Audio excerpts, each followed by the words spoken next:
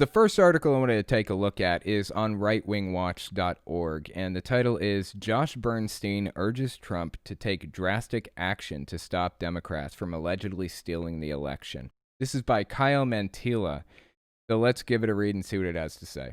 During his appearance on the NutriMedical Report last Thursday, radical right-wing commentator Josh Bernstein baselessly claimed that Democrats are supposedly trying to steal the White House from President Donald Trump. In order to prevent this from happening, Bernstein urged Trump to declare martial law, use the military to arrest poll workers in swing states, toss out any ballot counted after the polls closed on Election Day, and force a new election. There's a lot to unpack here, and there's actually an audio clip that goes with it. So let's listen to the audio clip.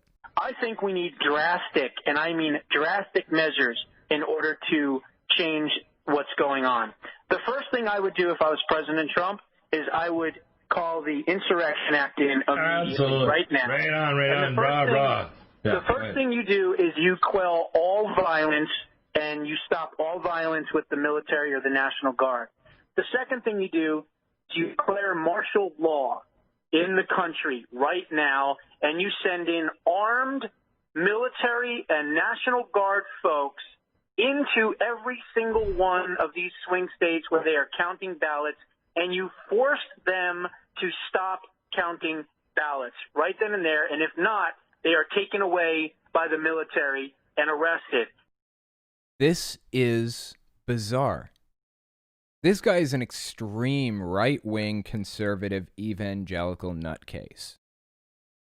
These are the types of people who hate the government, and in the words of Grover Norquist, they want the government small enough that you can drown it in a bathtub. That's what Grover Norquist said. That's what these people stand for. How can he possibly justify martial law and arresting poll workers in swing states and forcing a new election? This is so bizarre to me. I mean, these are the same people who said Obama was going to institute martial law and refused to leave office. That's who we're dealing with, those people. And they're saying that's what Trump should do. They're encouraging it. What is going on in this country? What is happening with these people? They are fucking nuts. They have gone off the deep end and just kept going. There's a part 2 to this. Let's listen. And then the next thing what we do is we end up having a situation where we do an immediate injunction to the Supreme Court. Thank God we have Amy Coney Barrett on the court. And we make a ruling. I just want to point something out before we continue. This is how dictatorships take hold. This is how they start, and this is how they maintain power.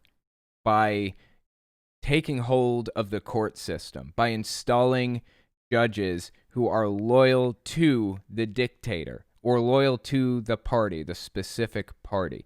And they set up media apparati that will carry water for them, that won't report the bad, who will only report the good. And up to now, for the past 4 years, that has been Fox News. It's essentially state media, like you would find in North Korea or China or Russia or anywhere else that has a dictatorship. Fox News has effectively acted as state media, the same as any other dictatorship up to now. And the moment that they break from Donald Trump, it gets ugly. I've heard all kinds of news about Trump trashing Fox News.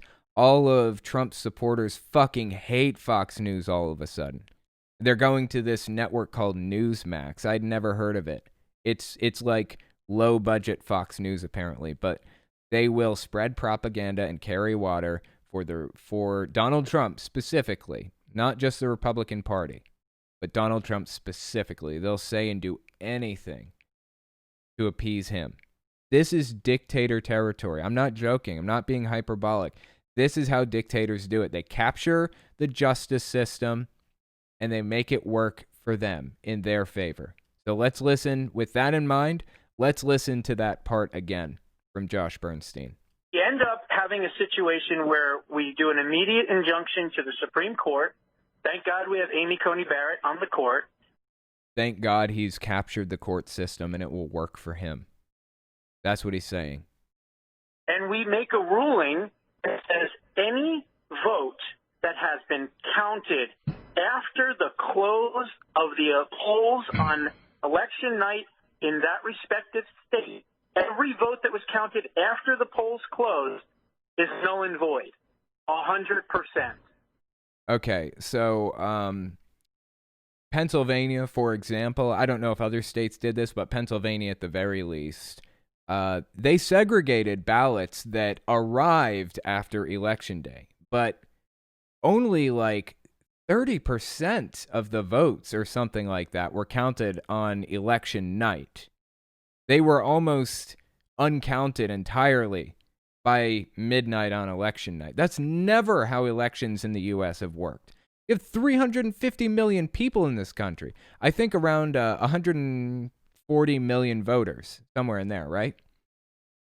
How can you possibly expect to count 140 million votes in the span of 4 hours from when polls close to midnight? So say 8 o'clock at night, 8:30 in some areas, to midnight. Not to mention the time zones. I mean, Alaska is, 4, 5, 6 hours behind the East Coast? How can you possibly justify such a ridiculous idea? Stop counting votes after election night? Nobody has ever done that. In the whole history of our elections, no one has ever done that. Stop accepting votes after election night, like new votes. I'm on the same page. As long as they're postmarked before or on election day, then I'm okay with it. We shouldn't have voting after election day, basically. At any rate, Pennsylvania did segregate those ballots, and there is a possibility that they'll get thrown out. Who knows? Probably not, because I think there's already a legal ruling that they can count them as long as they arrive with the postmark up to like 12 days after or something like that. But it doesn't really matter if those were thrown out. It wouldn't make a difference anyways. Biden won Pennsylvania, fair and square. That's just what it is, man. Let's keep listening. You either do one of two things. You either count the votes that you already have in to that point and determine your winner, or... That's what we did. We counted the votes that we had in at that point. We didn't take new votes after Election Day. Does this guy think people were voting on the 5th or the 6th? Voting stopped after the November 3rd or whatever election night was. There were no more votes being cast. We were just counting past that point. It just so happens that USPS sent the votes slowly in some areas. So we rightly had to wait. As long as the postmark was on or before Election Day, it can still be counted. That was legally decided in court long before the election actually took place, long before Election Day. You either do one of two things. You either count the votes that you already have in to that point and determine your winner, or you get rid of the entire election, 100%, every state. You do a complete redo, and you have the election on January 3rd. Just because your fucking asshole lost? Just because your dude lost, you'd want to redo the election? What if your dude won? Would you want to redo the election then? You guys remember when Trump talked about delaying the election? An extremely anti-democratic idea. New Zealand actually did delay their election by like a few weeks or a month or something. I don't remember why. For safety reasons, something like that. But it made international news. I heard about it in the United States. You know why? Because that's one step that a dictator can take to seize control. Delaying an election is a bad fucking idea. Elections are so fucking important. Elections are the only thing right now that keep us from slipping into dictatorship. It's one of the key things that prevents us from slipping into dictatorship. Eventually, New Zealand did hold their election. And the New Zealand Prime Minister, I believe, won by a landslide, won fair and square. Everybody seemed to like the way she responded to COVID and all of that other shit. But delaying an election, even for somebody who's very beloved, raises red flags, as it should. Screaming about fraud like Donald Trump did in 2016 after the Iowa caucus, that damages democracy. That's what dictators do. They scream about fraud and they sow chaos and discord and want people to distrust the system. Dictators want the people to believe that they are the only ones that can be trusted. Everybody else is cheating and lying and scamming. Take over the judicial system, raise questions about the elections, take control of the military. Things like this are how dictators operate. And it's really fucking disturbing to hear somebody outright advocate for doing away with an election or instating martial law and arresting poll workers. What the fuck, dude?